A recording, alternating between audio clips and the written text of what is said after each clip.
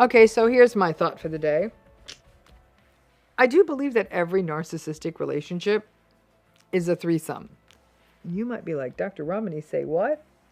And before we get to that point and the why and the what of that, please do subscribe. If you do end up liking this video, please drop a comment or say hello or give a thumbs up, because we'd love to hear from you, because this is a bit of a saucy topic, right? So you're thinking, really, Dr. Ramani, every narcissistic relationship is a threesome?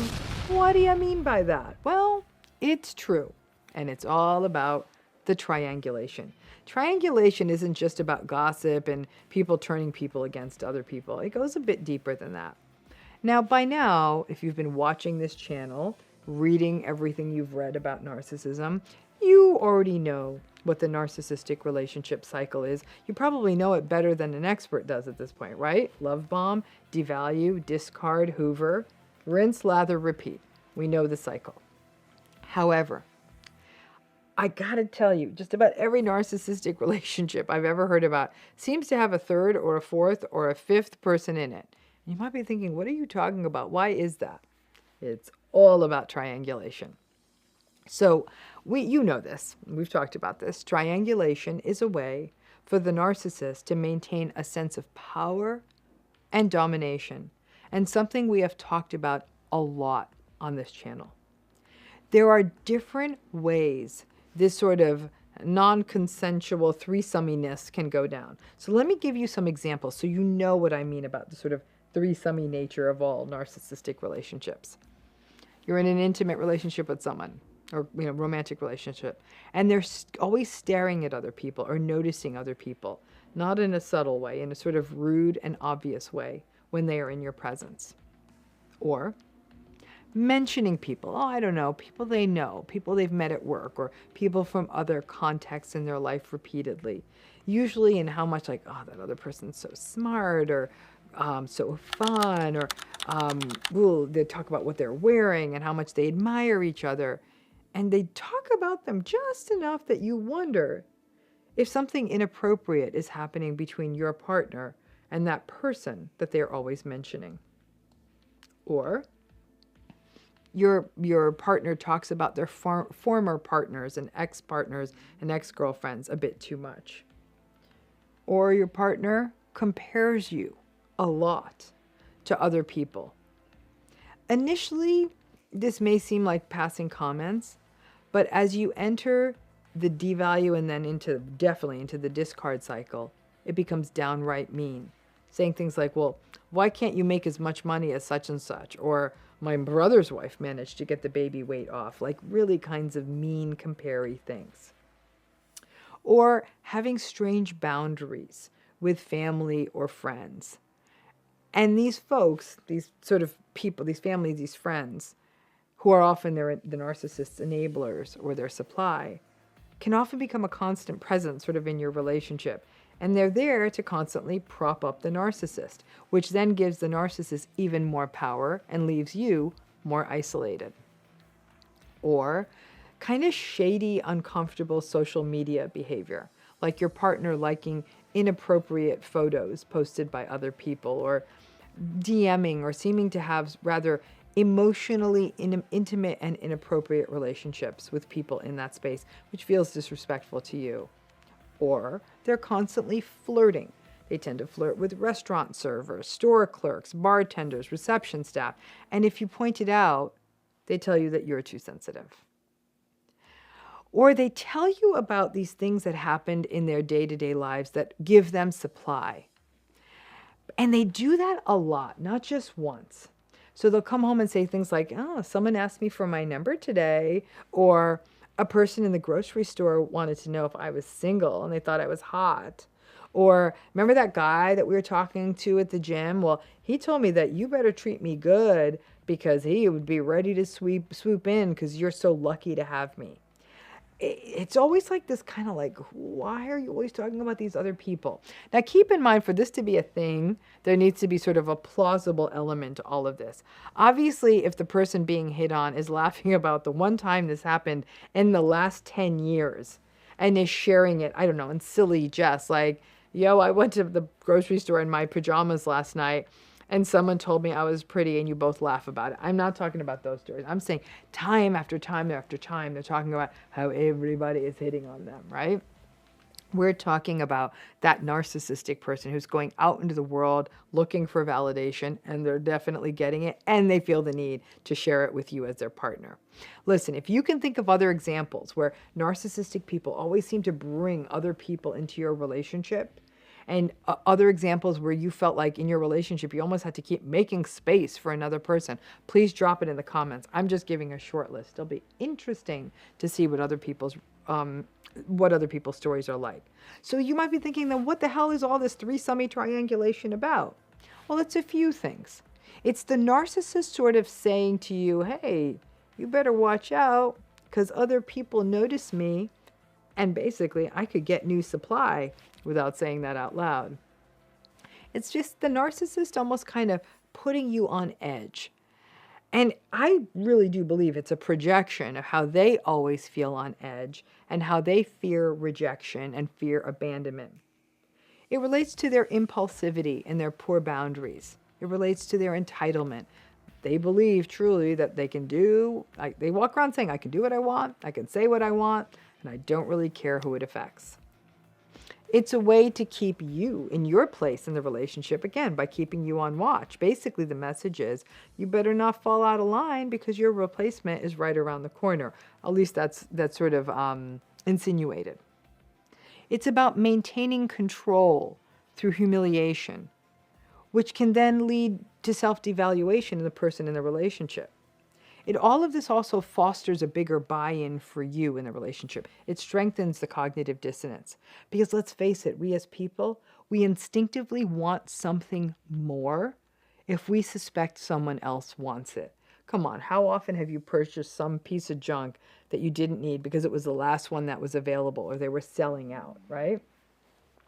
It gives the narcissist power, because it plays on your insecurity, because we all have insecurity about this, of being compared to someone else. And after about probably 3 months in a narcissistic relationship, most people feel like they are not enough. The triangulation can also take another interesting path. It's about them being suspicious of your fidelity. Narcissistic people, pretty much as a rule, are really jealous, but it can almost feel like a paranoid, almost delusional jealousy. It's not uncommon for them to accuse you of talking to a person, I don't know, at the hardware store or the grocery store too long. Why were you making eyes at the guy at the grocery store, right? They'll wonder why you were home late from work when you already told them it was a big deadline and you were calling them from the office and calling them on the way home. They will keep asking you questions about, I don't know, a colleague or someone that you have not yet mentioned, just thinking that there's someone new that you're friends with. They will compare themselves to your ex-partner or partners, even when you're not at all comparing them to the ex. It's not passing conversation. It's as though the narcissist assumes that you are the one who's unfaithful, that you're the one who's triangulating, that you are the one thinking about someone else. They'll even go weird with this. Like they'll see like a family member of yours, an attractive family member on your Instagram feed that is somehow like a sibling to you and is somehow a threat to you. All of this is a mixed up manifestation, obviously, of their own insecurity and their projection of probably some of their bad deeds, their need to think that they're in a fight with someone else over you. Otherwise, the relationship isn't as interesting. And as well as the suspiciousness that often characterizes narcissism.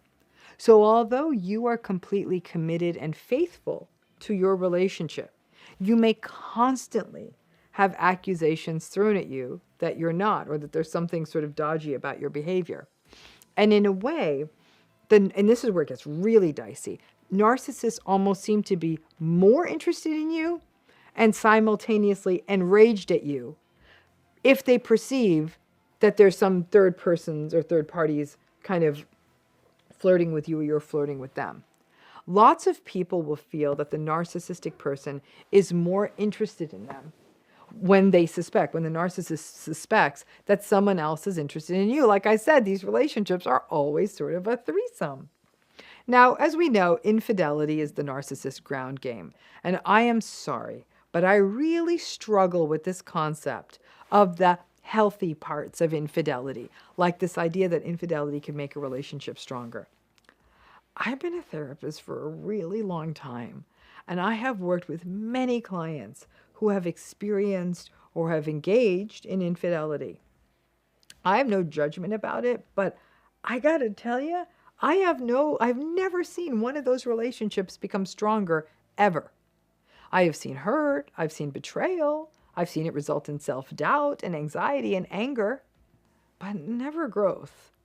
Now, narcissistic folks need validation. They're entitled, they lack empathy, they're impulsive, and all of this is a recipe for relationship betrayal. Infidelity is the most obvious form of triangulation in a relationship.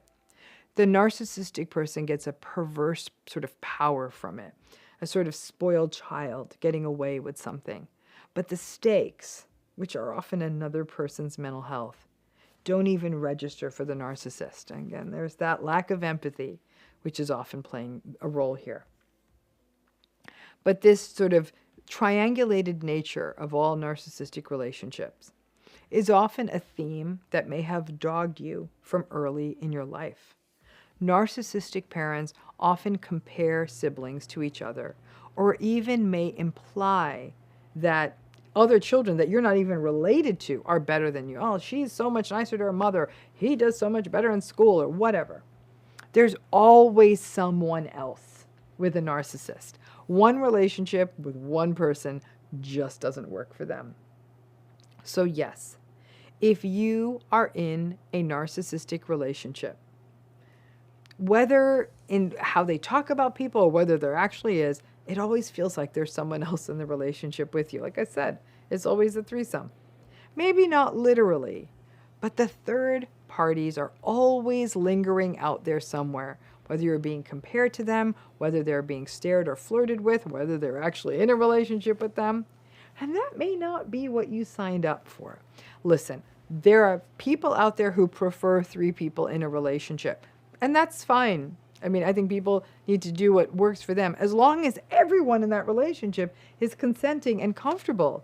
But modally, most people are dyadic, 2 people in a relationship, and believe that when they enter into an intimate relationship with someone, that it is a 2-person show. Triangulated relationships always leave people off balance for all of the reasons that I have shared. When you're in a narcissistic relationship and you're in the fading days of the love bombing phase, that idea that someone else could get the intensity that you just got can lead you to really fight for the relationship, despite the red flags you're experiencing. You don't want someone else to have that excitement. Or you may feel like you're living in an alternate universe where a narcissistic partner chronically assumes that you are unfaithful, even when you're not, and you spend much of your time reassuring the partner and living a more and more isolated life so as to not set off the narcissistic partner. Or you find yourself, if you're in a narcissistic relationship, wondering, after a lot of shady behavior from a partner, if that business trip that your partner is taking again is really a business trip. Or you feel constantly like you aren't measuring up to these other people that are in the narcissist's life, mostly because they compare you to them and leave you feeling like you're not. Because, like I said, just about every narcissistic relationship is a threesome that you didn't agree to. It means that people in these relationships end up expending a lot of bandwidth ruminating and wondering and worrying. And more than anything else, feeling not enough. It's not what you signed up for. I don't think it's what anyone signs up for. And it's exhausting. If you are in a narcissistic relationship, in addition to the narcissistic abuse and all that goes along with it, that third person or more in the relationship, you did not bargain for them either. And that's also tiresome. So let me know what your thoughts are about whether you think narcissistic relationships, all narcissistic relationships are threesomes or foursomes or fivesomes. what are the kinds of experiences of comparative triangulation you have gone through? Would love to hear more. And if you like this video and you like this channel, please subscribe, hit that bell, get notifications, and like it if you enjoyed this. Thanks again. What do you guys think? Have you ever encountered this in your relationship? Please leave your comment below. We would love to hear from you. Thank you for making it this far. If you like this video, you might want to share it with a like-minded friend. Thank you, and as always, stay blessed.